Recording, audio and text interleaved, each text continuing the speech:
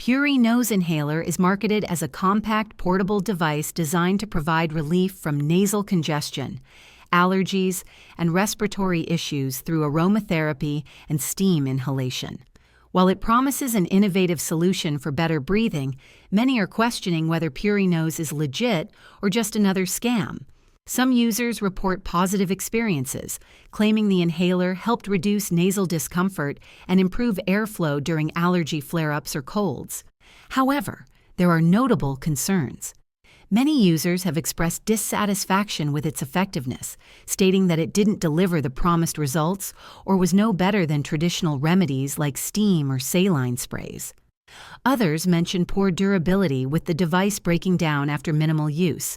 Additionally, the lack of clinical evidence supporting its claims and vague details about its mechanism of action raise questions about its legitimacy.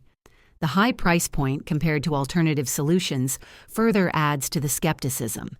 In a nutshell, while PuriNose may appeal to those seeking quick nasal relief, its inconsistent performance and lack of proven benefits make it hard to recommend. Explore trusted remedies and consult a healthcare professional before investing in this product. If this video helped you, please like and subscribe to the channel. Thanks for watching.